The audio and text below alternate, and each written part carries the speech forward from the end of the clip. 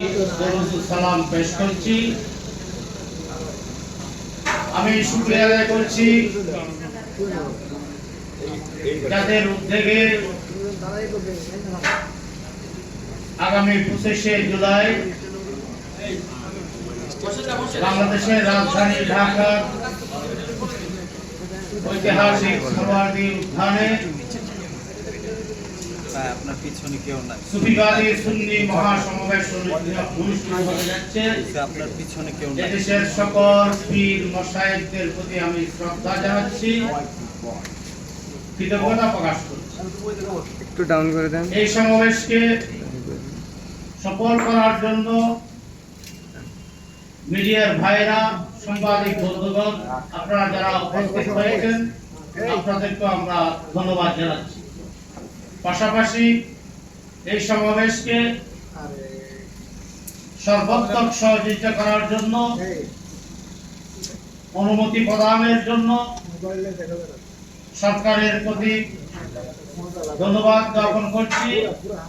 স্বরাষ্ট্র মন্ত্রণালয়, গণপূর্ত মন্ত্রণালয়, Dhaka city corporation, Dhaka metropolitan police commissioner সহ পুলিশ প্রশাসন, ওয়াসা সহ সকলকে আমরা ধন্যবাদ জানাচ্ছি। আমি আমাদের আজকের এই সংবাদ সম্মেলনের মূল বক্তব্য লিখিতভাবে আপনাদের সামনে উপস্থাপন করতে যাচ্ছি। আপনারা আমাদের এই বক্তব্যটুকু জাতির সামনে তুলে ধরবেন এই প্রত্যাশা নিয়ে।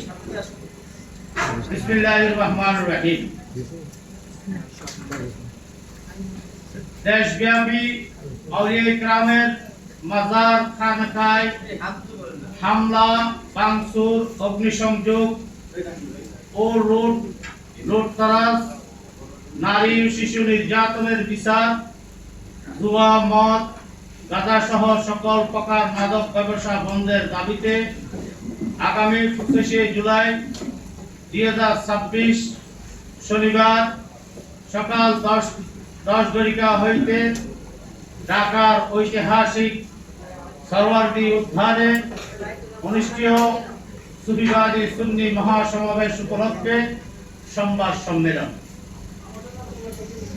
23শে জুলাই 2026 বৃহস্পতিবার দুপুর 12:00 স্থান জহুর হোসেন চৌধুরী হল, জাতীয় প্রেস ক্লাব। আয়োজনে সম্মিলিত সুন্নি পীর মশায়েখ ফোরাম।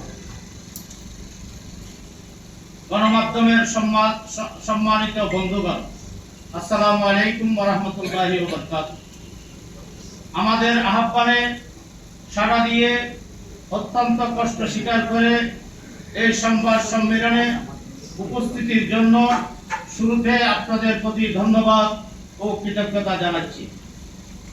ইতিমধ্যে আপনারা নিশ্চয় জেনে গেছেন কেন আমাদের এই সংবাদ সম্মেলনের আয়োজন। সম্মিলিত সুন্নি পীর মশায়েখ ফোরামের আয়োজনে আগামী 25শে জুলাই শনিবার সকাল 10টায় রাজধানী ঢাকার ঐতিহাসিক সরওয়ার্দী উদ্যানে যে সুফিবাদী সুন্নি মহাসমাবেশ অনুষ্ঠিত হতে যাচ্ছে তা বর্তমান সময়ের প্রেক্ষাপটে অত্যন্ত গুরুত্বপূর্ণ। এর অবদান ও প্রয়োজনীয়তা নিঃসন্দেহে অপরিসীম। সমাবেশের দাবি ও প্রস্তুতির কথা জানাতে আমাদের এই সংবাদ সম্মেলনের আয়োজন। জাতির বিভাগ সাংবাদিক শুভেচ্ছাগণ, সারা দেশে আজ আমরা কি দেখছি? গভীর উদ্বেগ, উৎকণ্ঠা ও ক্ষোভের সঙ্গে আমরা লক্ষ্য করছি সারা দেশে মব কালচার আজ অসহনীয় ও মাত্রা ছাড়িয়েছে। বিগত অন্তর্বর্তী সরকারের আমল থেকে শুরু হয়ে এখনো মব সন্ত্রাস জিয়ে রয়েছে। দেশের সর্বত্রে মানুষের আবেগ ও ভালোবাসার ঠিকানা আউলিয়া ইকরামের মাজার শরীফ ও খানকাকে টার্গেট করে একের পর এক হামলা, ভাঙচুর করা হচ্ছে। ধারা এমনকি বহু মাজার খানকায় অগ্নিসংযোগ ও লুটতরাজের ঘটনা ঘটেছে।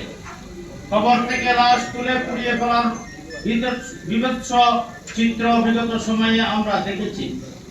বর্তমানে জনগণের রায়ে প্রতিষ্ঠিত নির্বাচিত সরকারের আমলেও মব সন্ত্রাস এবং মাজার খানকায় ন্যাক্কারজনক হামলা বাধাহীনভাবে চলছে।